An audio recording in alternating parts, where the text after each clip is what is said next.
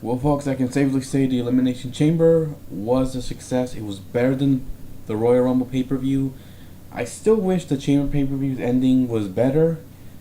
You'll find out what I mean as I get to it. But first, I want to start off with the kickoff show, the pre-show, the dark match, whatever.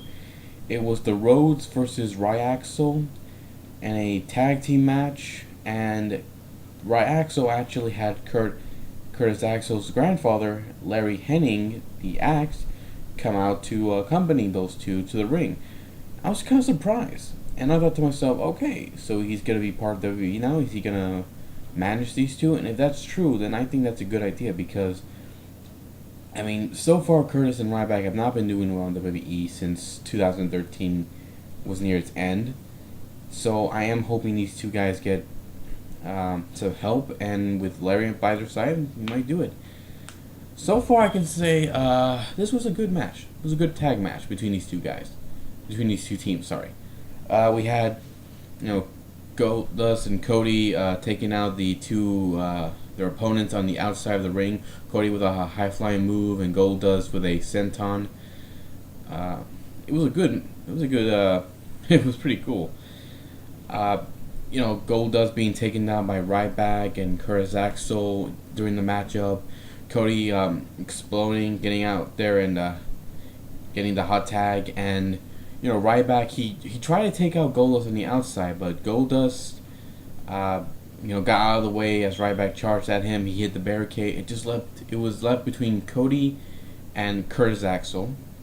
Curtis went for that neckbreaker move. Cody counters into the crossroads and gets the victory. So I'm kind of surprised. I thought with the grandfather at ringside, he was going to cost Cody and Goldust the match, but that didn't happen.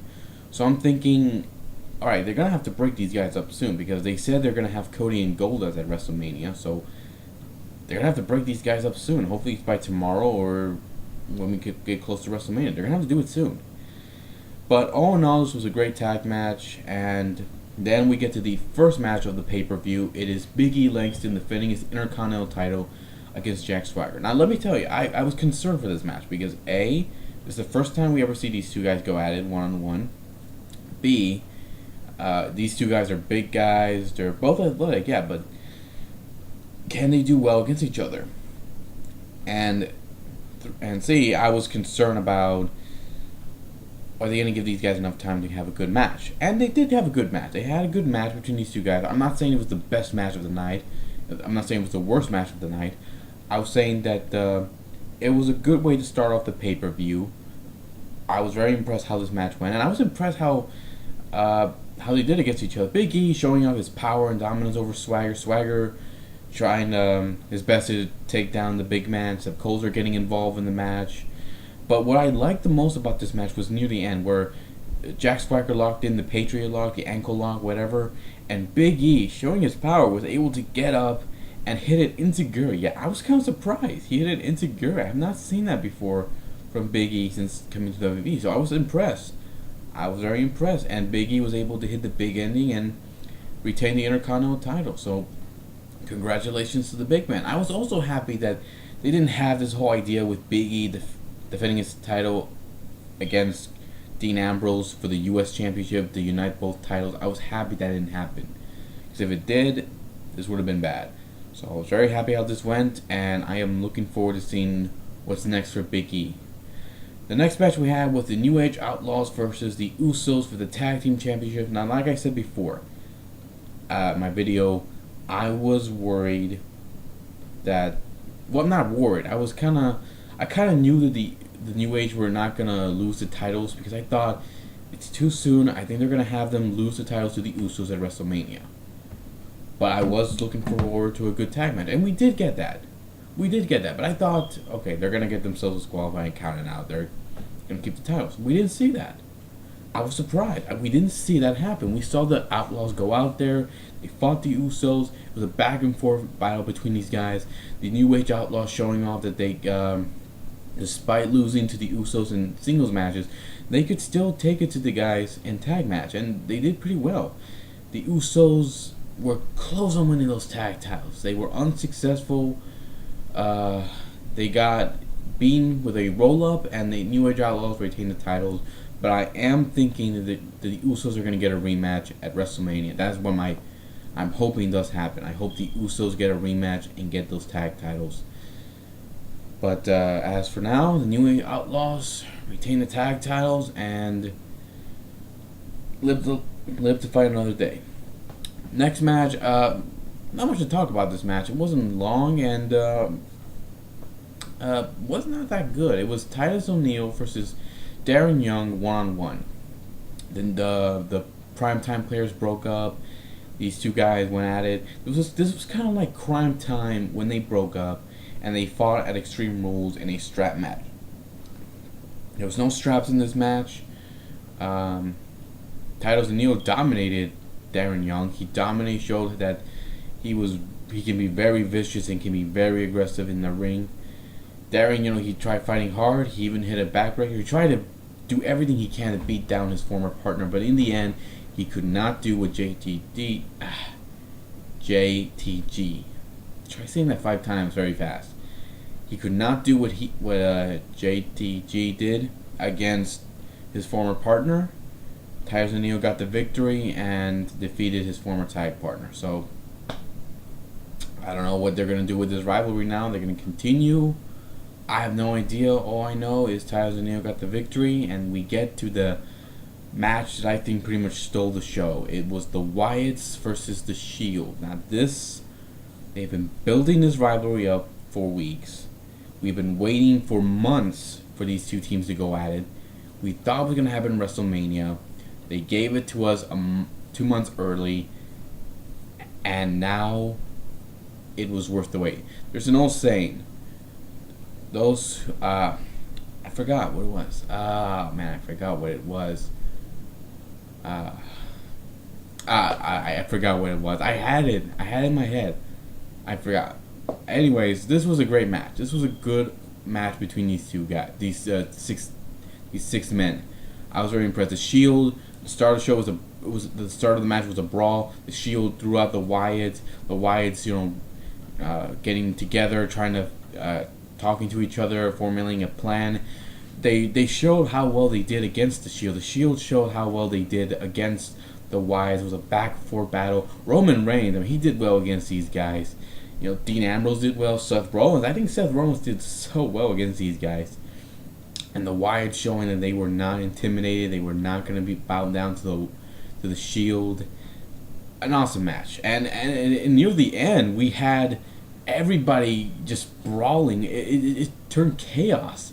We even saw one member of the Wyatts do a suicide dive to the outside. That was awesome. That was awesome. It was great. And we saw a member of the Shield get put through an announce table. We saw, Roman Reigns, when he was about to be hit by Sister Abigail, he got out of it, and he tried so hard to fight off. He tried to fight these guys on his own, but in the end, he was unsuccessful. The Wyatts got the victory with Bray hitting the Sister Abigail on Roman Reigns and got the victory. This was an awesome match. This was a great match. I enjoyed it. I think a lot of fans enjoyed this match. I know I did. This was an awesome match between these guys. And it looks like that they're done, because after what we saw later on in the night, the Wyatts and the Shield are done. But this was a huge victory for the Wyatts. Now they got the victory over the Shield, and I wonder what direction they're going to go with the Shield now after this loss. But all I know is this was a best match of the night, and I think a lot of fans will agree with me on that. Next match, Cameron versus AJ Lee for the Divas title. Not even going to talk about this. AJ Lee loses by disqualification. That's it. There was nothing interesting about that. Cameron, this was a bad match. It's not worth it, so not even worth talking about. Next, we had Batista versus Alberto Del Rio 1-on-1. I was concerned for this for many reasons. One, is Batista ready? Because we saw how he did at the Rumble. Very bad. So was he ready? He was. We saw Alberto come out with crutches and a neck brace, but then, he attacked Batista with the crutch, showing that it was all a ruse. He tried beating down Batista, and he really did. He really tried everything he could to beat down the Animal. The Animal, Batista, I was very impressed how well he did in this match. Way better than the Rumble. He did pretty well in this match. Uh, he was game. He tried his best against Alberto. Alberto, though, trying everything he could to beat down Batista, making sure he would win this match. It was good. And the fans chanting C, C, C. Man. Nobody gave a damn about Batista. They wanted Alberto to win. But in the end, Batista got the Batista bomb and got the victory over Alberto Del Rio. So, congratulations to Batista. He gets the victory. Now, before I get to the main event, I just want to talk about what happened during these matches. Some of these matches. Bad News Barrett kept interrupting after these matches, before the matches, and just pretty much talking trash. And I keep wondering, when are they going to have this guy get in the ring? When are they going to have him compete? I'm waiting. I'm waiting to see what happens. I'm waiting to see when they're going to have Bad News Barrett get in the ring. I'm waiting, WWE. Alright. Oh, sorry about that. And now we get to the Elimination Chamber match for the WWE World Heavyweight Championship. Now, I gotta tell you, I was looking forward to this match because I wanted Bryan to win. And I was wondering, is Bryan going to come out first, or are they going to have him come out last? That was the question I was wondering. And is Brock Lesnar going to appear? Because we have not seen him in months, ever since he attacked the Big Show at the Rumble. We have not seen him in a while, so I'm wondering what's going to happen. Actually, no, that's not true. We have not seen him since he attacked the Rhodes on Raw. Sorry about that. It's been a tired night. I'm exhausted. I'm trying to make this video and have it up for you guys, so bear with me anyways.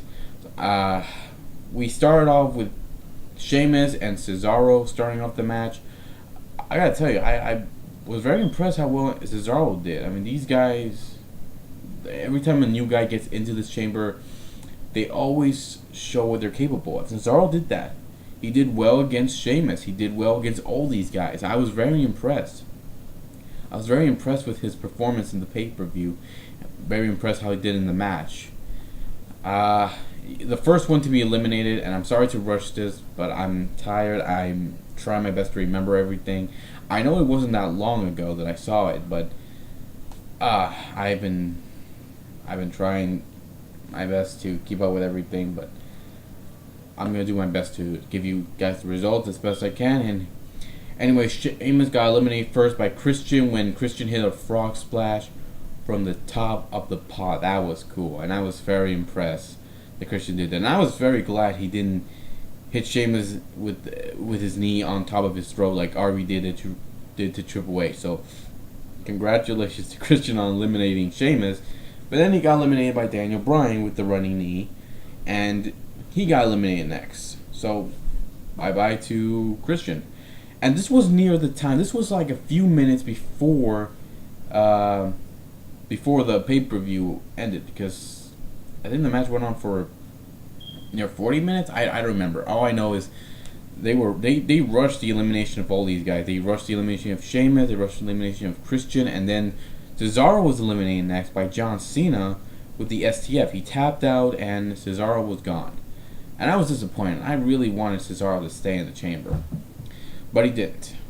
And then John Cena gets eliminated thanks to the Wyatts. The Wyatts got involved in the match. They got into the chamber, and they attacked John Cena. They attacked Daniel Bryan, and they laid Cena out after the Sister Abigail from Bray Wyatt. Orton pins him, and then it was just down to Bryan and Orton. Kane came out to get the Wyatts out. He then got into the pod. And I thought, oh my god, yeah, they're going to have Bryan get screwed. They're going to do that. And I was right. Bryan came close to winning. Kane cost him the match, distracted him. Orton hit the RKO, and lo and behold, he retains the championship. This was a dumb ending. Really. The fans wanted Bryan to win. We all wanted him to win. Nobody wants to see Batista versus Randy Orton. So I am hoping if they do add Bryan into that match, because if they don't, nobody's gonna watch this match. By the time Batista and Orton get out there for their match, everybody's gonna walk out. The fans watching this pay-per-view from pay-per-view or online or wherever, they're all going to be tuning out, and that's going to be bad for WrestleMania. So hopefully Daniel Bryan does get in this match. He does get a World Championship match, and I hope he does win it at WrestleMania, because if they don't, then that's bad news for the WWE, and that's something bad news Barrett should tell us all. Well, that's it, everybody. If you guys had a different opinion, what you thought about the Chamber, leave some comments below and let me know. And as far as I'm concerned, this Chamber got this match, the whole pay-per-view got at least I'm giving it a 4-star. 4-star. I'm gonna give it that. The reason I did that is because the Titles of Neo and Darren Young match was not that good. The Cameron and AJ Lee match, not even needed. And once again, screwing Daniel Bryan out of that championship thanks to involvement from Kane, kind of ruined the mood that the fans had for Bryan to win the championship. So I'm going to give it a 4, but way better than the Royal Rumble, and I think there are a lot of people out there who probably will agree with me that this pay-per-view way better than the Rumble.